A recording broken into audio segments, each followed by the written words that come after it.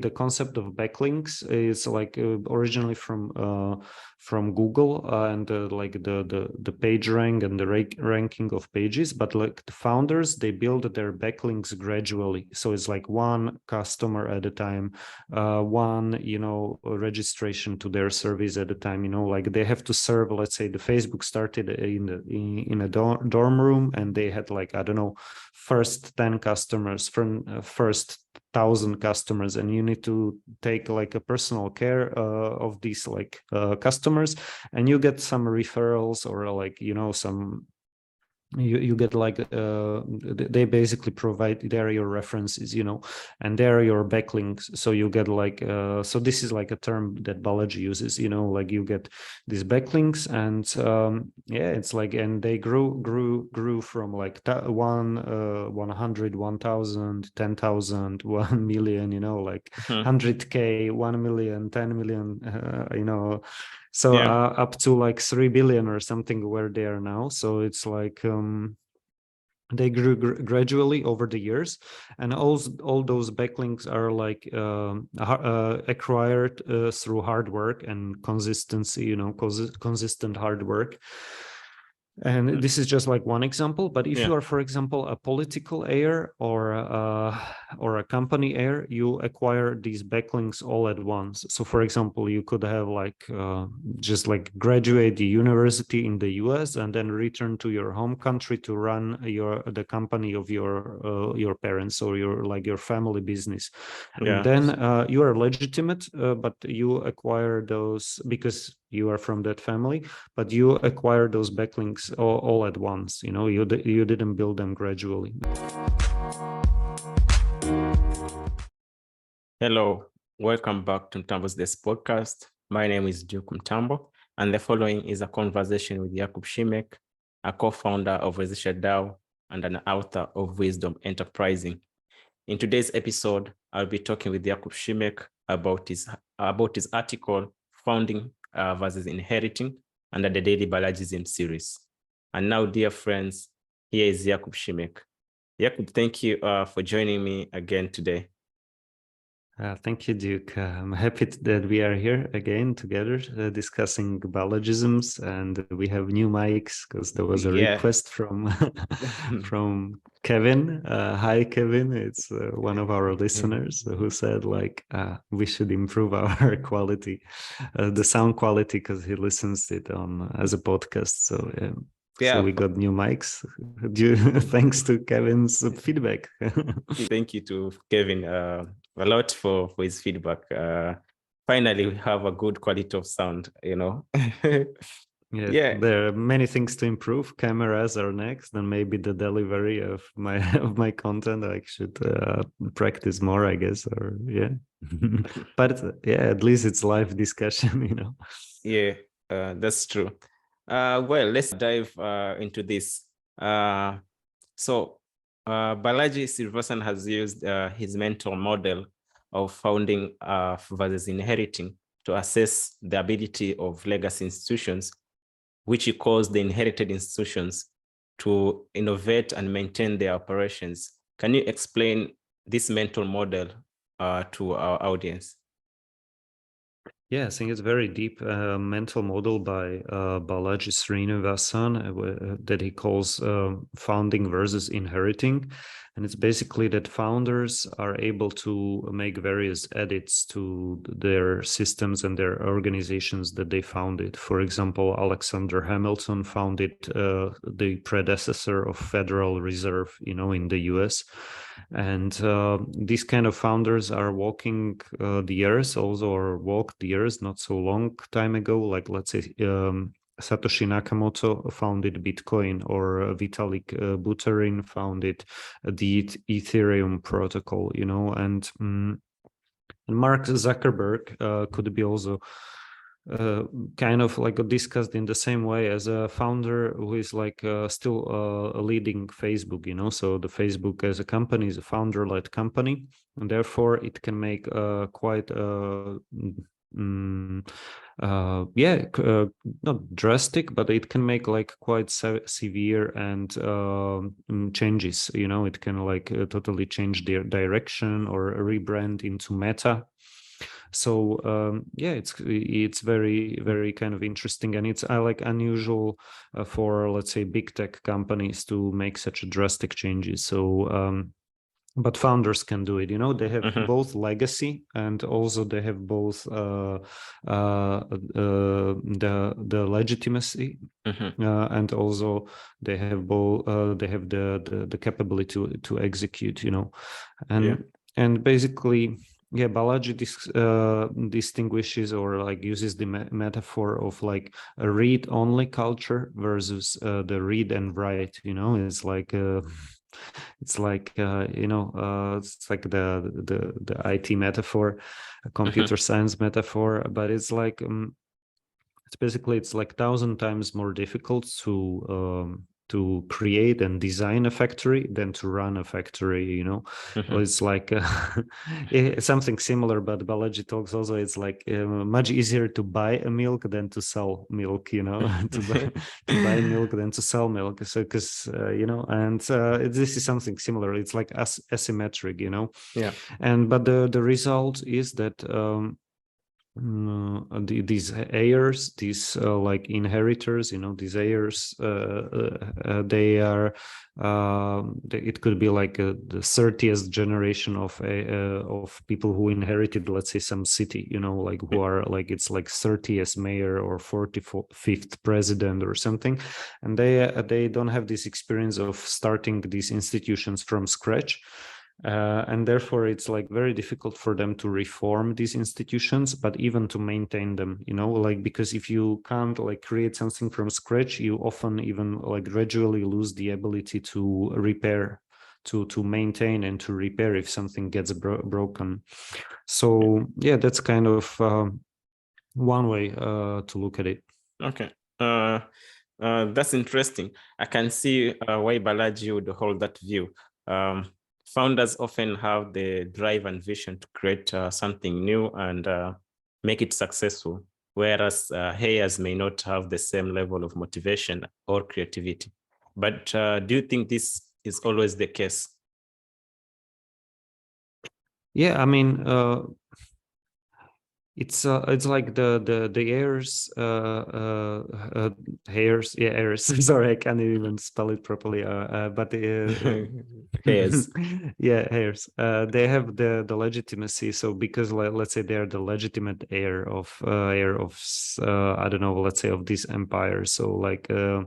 They inherited like some kind of factory that cranks out widgets. I don't know, like let's say some like door handles for cars, or it could be, I don't know, making some perfume or something, but if let's say the COVID hits and you have to reorient your production, let's say because you want to help to produce face masks during the COVID pandemics or something. So when you are an heir, it's like difficult to make such radical edits and radical shifts, but let's say in China, they have many of those factories are run by the founders, like the first generation of founders, are running those factories, and they know how to design them, how to maintain them, but also how to, let's say, make changes, like radical changes to those factories. So you could see like many factories reorienting their production into PPEs, like into personal protective equipment, instead of what they were producing before. So these changes are possible, and of course you get like a lot of heirs who are like skilled at something, but it's just like on average, like Balaji uses this concept of backlinks, and also of it can be translated into like born rich versus built rich, also like the Mark Zuckerberg is like the son of a dentist, and so okay, he went to Harvard, but he dropped out of there and he created Facebook in his dorm room, and so he's like the example of the built rich, like of and there are many like immigrant founders who are like examples of like these, like, I don't know, coming from from South Africa, like Elon Musk, and building various companies from scratch, and then you have like these like born rich heirs, and they are also legitimate because, let's say, they have the same name, they were born into that family, they inherited like a newspaper, let's say, like New York Times inherited like for 6 generations down, but they're often they're just like kind of nepotist in a way that they just like get to be the CEOs or they get to run those companies just because they are from the same family who owns them, so it's like or there is this like competition who is gonna run New York Times, and it's like between 3 cousins, so they don't invite someone, let's say, from India or Kenya to or someone who was born, let's say, in Kenya, but like is a good journalist or a good editor based in the US, and they don't invite these people to compete, for the top job at the New York Times, but it's just like 3 cousins competing for it, so it's not much diversity. But it's funny because then they are like lecturing the world about the diversity and equality, I don't know, inclusion. But it's but it's like these 3 cousins, white cousins, running it, running the competing for the top job at NYT. So okay, this is like one example. It's a bit funny, and Balaji mentions it.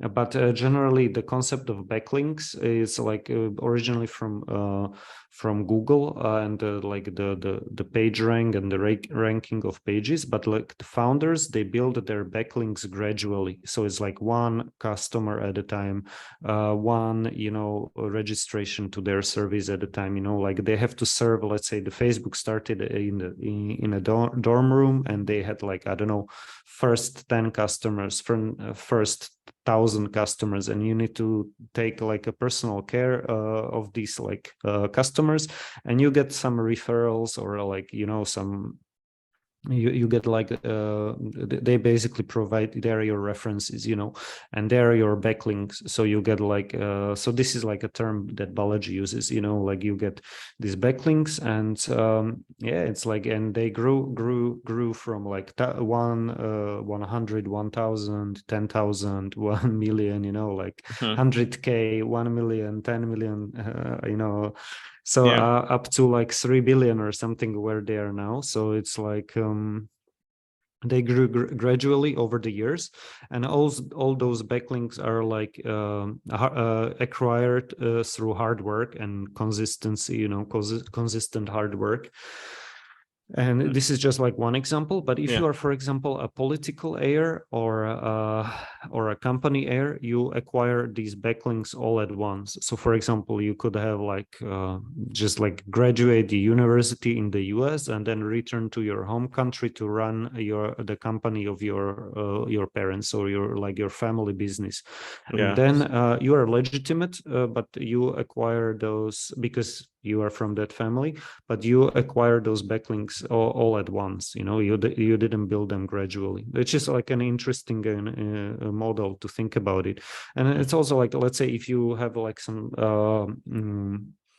well-known family name, let's say like some political families, like Kennedys, so if you have like if you are another Kennedy or something, and you are running for the office, and let's say you win some office at somewhere, and you again acquire those backlinks thanks to the legitimacy of your name.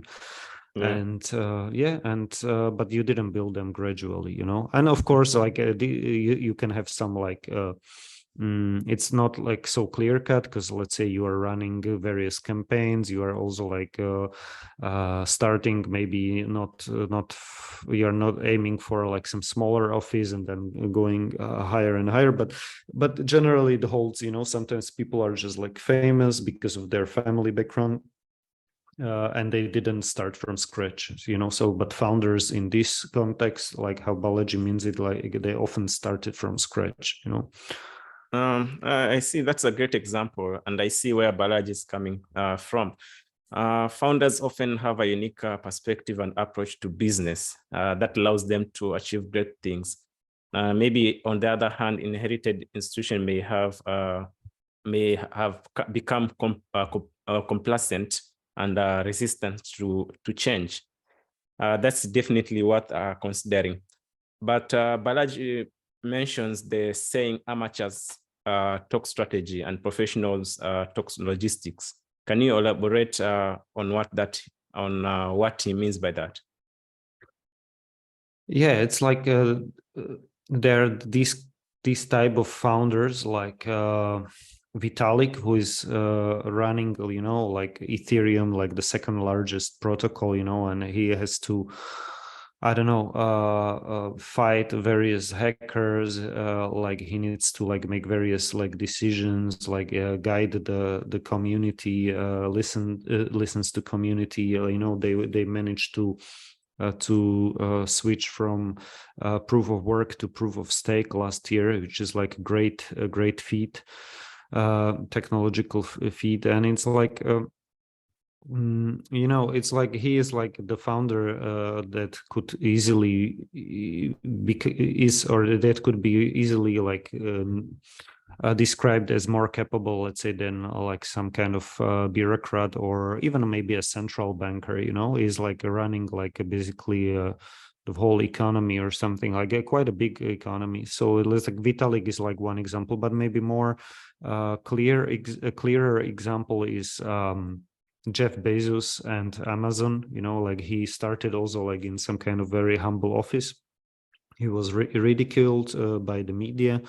Actually, there is this article at Barron's, like from 1997, telling the world that that Amazon will implode, and that is basically Amazon is a joke. And yeah, and some years later, Amazon is like really big company, and basically they're really good at logistics. So probably they could like reorganize, let's say, the US Army or something like that. Like they could definitely help. Like they revolutionized two industries. Like also book selling and also logistics. They're investing into robotics. It's like one example of a company, Amazon. Yeah, I mean, Facebook we discussed before, Elon Musk and SpaceX. It's like, if it's not, probably it's the first. It's like the most valuable private company in the world. It was like ByteDance. The Chinese company was more valuable, but now they have some issues with TikTok and some regulatory issues. So probably like SpaceX is like the most valuable company. Yeah. And we discussed on several episodes here, like how they launched these satellite. The Starlink service in Ukraine, like within 2 hours after the conflict, or like within 2 hours of making the decision to start it in Ukraine, and then they delivered those satellites and those devices like within 2 days to Ukraine. So.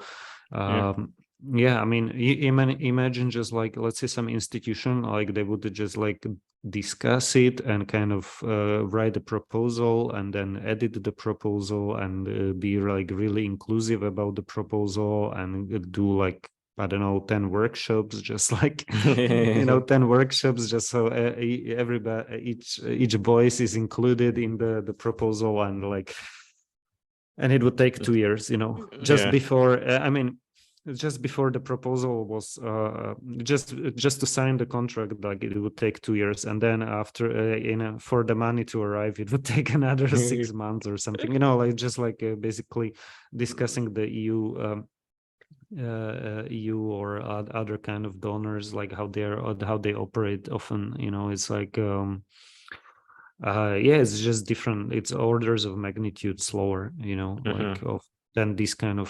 founders. Yeah. Yes, true. Jakub, that's a great point. I think it's important also to remember that success requires both a strong vision and the ability to execute that vision. Just say like Elon Musk is a strong person and has a strong and ability to execute the vision. And it's interesting how Balaji links this idea to the concept of founding versus inheriting. But you also mentioned about born rich and built rich, but I'd like to ask you on the same. Balaji also talks about the criticism that tech founders often receive from downstream media, like the New York Times. He explained that there's a difference between being born rich and built rich, which you have explained well, and that the media may be projecting their own nepotistic behavior onto the tech founders. What do you think of this perspective? Yeah, I mean, it's like the projection as a concept. It's quite useful. It's maybe the only useful thing from Freud, like Sigmund Freud. Balaji says that okay, projection basically is that you are projecting onto others the bad characteristics or the mistakes of yours. So like.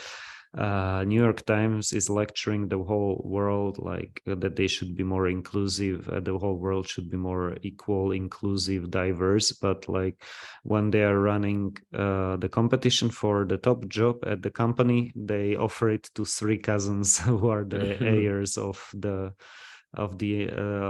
company, the NYT. So it's like where is the diversity there? It's like it's actually like three guys. It's not even like if there was like one lady, it would be like better. But it's like three white guys from Brooklyn or something. Just like running for the job, but lecturing everyone that they are not diverse enough. So for example, there is this Nigerian author or like providing this website that basically I think it's discussing like the tech journalism is less diverse than the tech in tech companies. It's like I can't find the link now, but it's Balaji talks about it quite often. That it's like I think it's like 30 points more diverse. Basically, the tech. It's like actually a majority of workers in tech companies are immigrant workers, and often like from Asia. Like from India. And you have also like some Nigerian founders. Like of companies. You have. Yeah, I mean, from all around the world, from Russia, Eastern Europe, from Africa, from India, from China. You have like these immigrant founders and immigrant like key workers, in these tech startups, tech companies. And then you have like tech journalism or journalism in general, which is like much less diverse, more white, and like and often these journals, they're like criticizing everyone else, criticizing the tech companies, like they are not diverse enough. But it's like those companies are really much more diverse. It's like Balaji talks also specifically, like when Elon Musk, I don't know, at SpaceX is doing some kind of like all hands meeting or something like that. Definitely that room, I don't know, like that 1,000 engineers, they definitely look more diverse than, let's say, if I don't know, NYT or someone else is doing like some kind of town hall meeting, and definitely they're not like all white people just there being, So Balaji talks about this, like he's not like woke or something. He's like not too focused on like these like these kind of topics, like and he thinks like the discourse in media, especially in the US, like it's like over racialized or something. But it's like he just wants to point out the hypocrisy of this, the media are being hypocritical about it. Yeah, I think he always Balaji suggests that the elite institution like New York City may be particularly critical because they are the wokest and are driven by sense of guilty or New York projection. Times, New York Times are like the wokest because like or they're quite woke, and they were driving these like woke words they're just to make a profit. Paul Graham has this graph, this famous tweet. He's like quoting some research, but like all these like woke words like went vertical, and we discussed it also before. So but it's kind of hypocritical of them to like push this kind of narrative narratives to the world, while them being just like some bunch of like white nepotists, like inheriting the company, and running it just like a family business, so Yeah. yeah. That's a great explanation, Jakub. I think it really emphasizes the importance of taking action and putting in the work rather than just talking about ideas. Thank you for your insights, Jakub. This has been a really enlightening conversation. Thank you, Jacob. It was great to talk to you. Well, that brings us to the end of this episode. If you enjoy listening to Mtambo's This podcast, don't forget to subscribe, give this episode a thumbs up, and be sure to come back next week for another episode. Until then, this is Duke Mtambo, and don't forget to do good always.